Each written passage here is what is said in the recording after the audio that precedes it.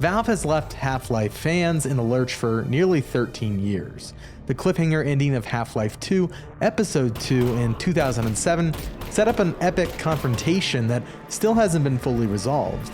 After all that time, we wondered if Valve had forgotten what made Half-Life special in the first place, but once you explore the virtual world of Half-Life Alyx, it's clear that Valve hasn't lost its magic touch.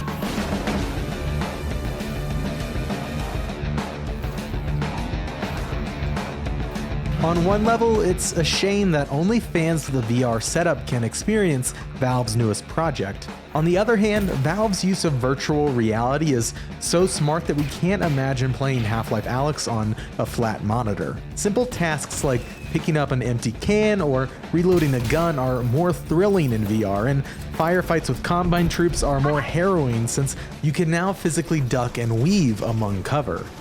Between these firefights, Half-Life Alyx maintains its pace by delivering a series of compelling environmental puzzles and exploration challenges that ask you to thoughtfully observe your surroundings.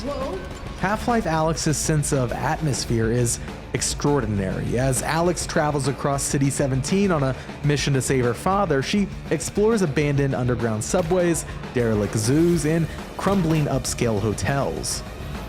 In one moment, a three-legged strider totters above you, knocking debris loose from a nearby building. In another moment, you're being hunted by a blind monster in an abandoned vodka distillery. Each new environment feels lived in and full of history in ways that send your mind reeling with wonder. Thanks to the magic of VR, the world of Half-Life has never been more interactive.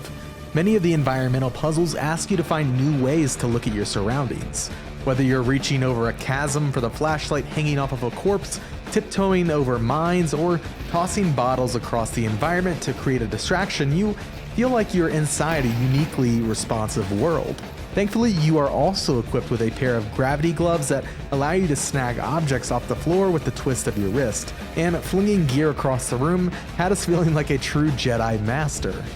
Valve brilliantly balances Alyx's scariest moments with some of the funniest dialogue we've heard all year.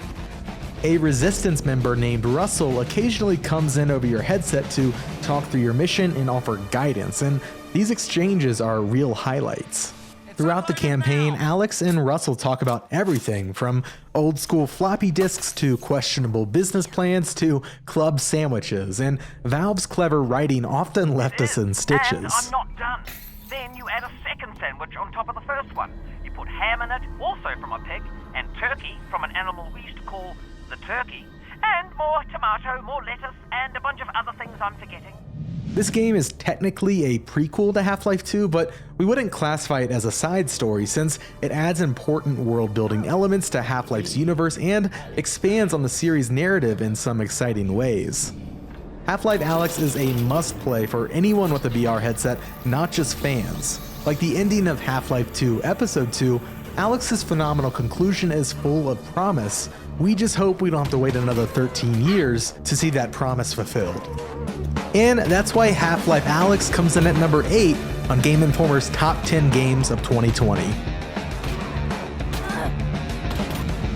Thank you so much for watching this video. Be sure to like and subscribe to the Game Informer YouTube channel, and be sure to come back every day as we count down the top 10 games of 2020.